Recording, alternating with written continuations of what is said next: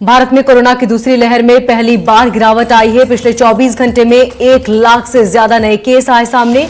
वहीं 3,400 से ज्यादा लोगों की जान चली गई। देश में कोरोना रिकवरी रेट 89.2 हुआ। भारत में 1.95 लाख नए केस, 3,000 से ज्यादा लोगों की मौत।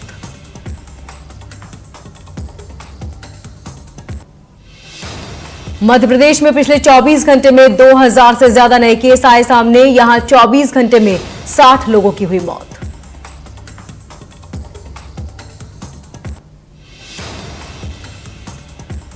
छत्तीसगढ़ में 24 घंटे में 4,162 नए केस आए सामने। 59 मरीजों की कोरोना से मौत हुई।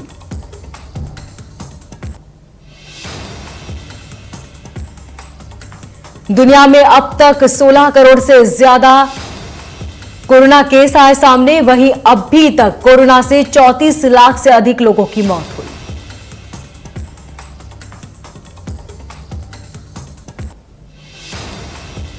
छत्तीसगढ़ में अनलॉक की प्रोसेस शुरू। जिन जिलों में संक्रमण की दर 8% से कम है, उन जिलों में खुलेंगे बाजार, मॉल और दुकानें। सरकार ने जारी किया आदेश।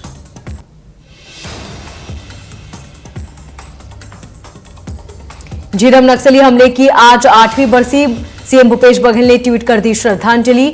25 मई 2013 को नक्सलियों के द्वारा किए गए हमले में कई वरिष्ठ कांग्रेस नेताओं के साथ कुल 32 लोगों की हुई थी मौत।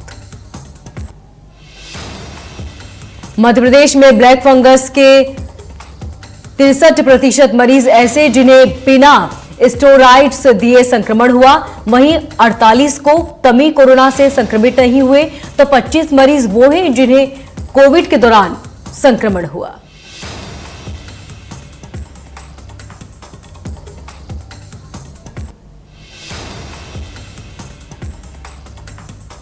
इंदौर के सीएचएल अपोलो के निजी अस्पताल में डीआरडीओ की तरफ से कोरोना के लिए बनाई गई 2 डीजी दवा का एक 70 वर्षीय मरीज पर ट्रायल किया गया है।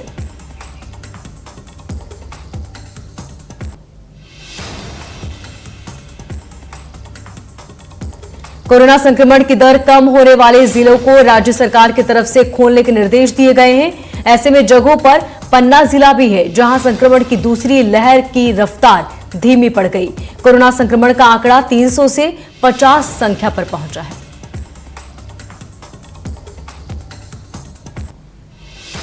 पेंड्रा जिले में दुकानों को सतर्क खोलने के आदेश जारी किए गए। सुबह 6 बजे से दोपहर 2 बजे तक कर्फ्यू में दी गई छूट।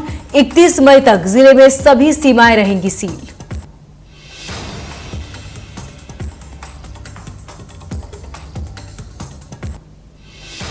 दिल्ली के उप मुख्यमंत्री मनीष सिसोदिया ने कहा कि वो बच्चों के 12वीं के एग्जाम कराने के पक्ष में नहीं है, लेकिन केंद्र सरकार एग्जाम कराने की जिद करती है तो एग्जाम करवाना उनकी मजबूरी होगी। बाबा रामदेव के आपत्तिजनक बयान के बाद दिल्ली मेडिकल एसोसिएशन ने रामदेव के खिलाफ शिकायत की है, लेकिन बीजेपी रामदेव की माफी मंगवाने भर से ही संतुष्ट है।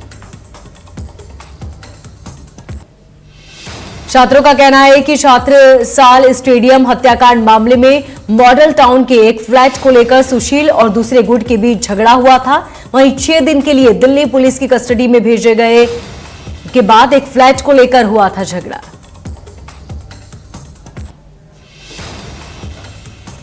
चीन के आक्रामक रवैये का जवाब देने के लिए ब्रिटेन ने अपने सबसे अधिक शक्तिशाली नौसेना के बेड़े को हिंदी प्रशांत क्षेत्र के लिए रवाना कर दिया है। ब्रिटेन का चीन को जवाब। स्ट्रीट जर्नल अखबार ने रविवार को अमेरिका खुफिया रिपोर्ट के हवाले से दावा किया है कि वुहाना शहर की लैब के 3 शोधकर्ताओं ने नवंबर 2019 में अस्पताल से मदद मांगी थी, जब देश में कोरोना का कोई भी मामला सामने नहीं आया था।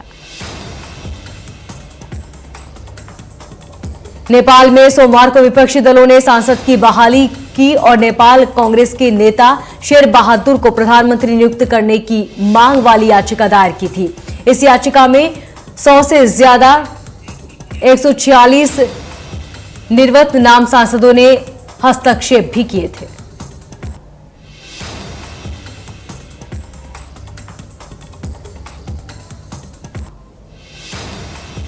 चीन में शिनजियांग प्रांत की सबसे बड़ी मस्जिद के पूर्व इमाम को 15 वर्ष की सजा सुनाई गई है।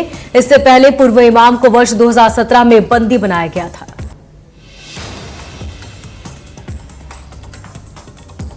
दुबई की लापता प्रिंसेस लतीफा की नई तस्वीरें इन दिनों सोशल मीडिया में खूब वायरल हो रही है। तस्वीरों में लतीफा को शॉपिंग मॉल में 2 अन्य महिलाओं के साथ देखा जा सकता है।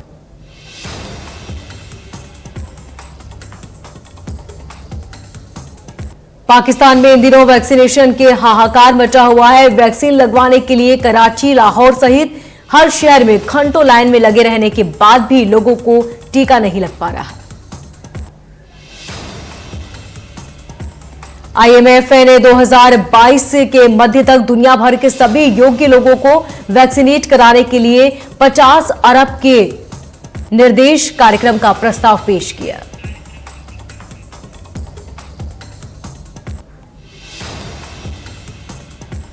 फोर्ब्स के अनुसार लुई वितो के ऑनर बर्नार्ड और फैमिली साथी जेफ को पछाड़कर अब दुनिया के सबसे अमीर शख्स बन चुके हैं।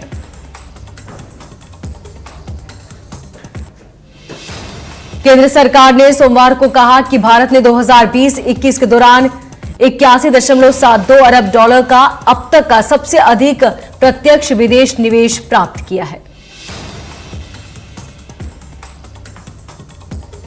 टाटा ग्रुप की कंपनी टाटा स्टील ने बड़ा ऐलान करते हुए कहा कि कंपनी कोरोना से जान गंवाने वाले कर्मचारियों के परिजनों को 60 लाख तक पूरा वेतन देती रहेगी।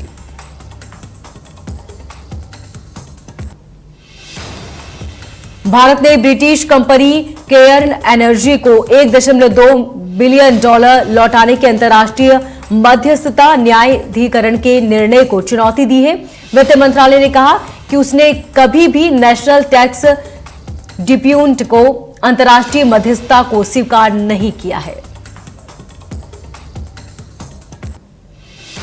कोरोना काल में देश में एग्री प्रोडक्ट्स को सबसे बड़ा वायदा बाजार national commodity and derivatives exchange 44% से ज्यादा बढ़ा है।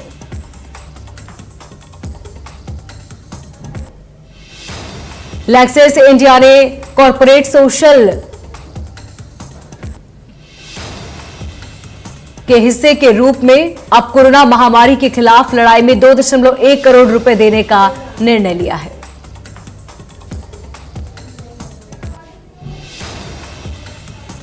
कोरोना से जंग में भारतीय क्रिकेट कंट्रोल बोर्ड भी सामने आया है। बीसीसीआई ने सोमवार को 10 लीटर की क्षमता वाले 2000 कंसंट्रेटर डोनेट करने का फैसला लिया।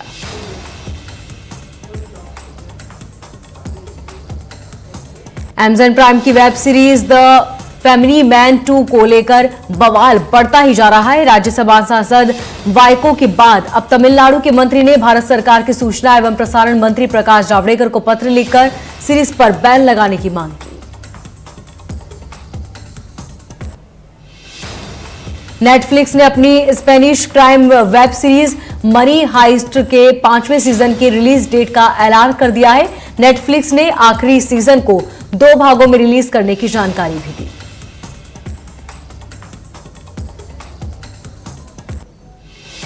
बॉलीवुड अभिनेता अनुपम खेर ने फिल्म इंडस्ट्री को 37 साल पूरे कर लिए हैं। अनुपम ने इंस्टाग्राम में अपनी पहली फिल्म सारांश का एक वीडियो शेयर कर इसकी जानकारी दी।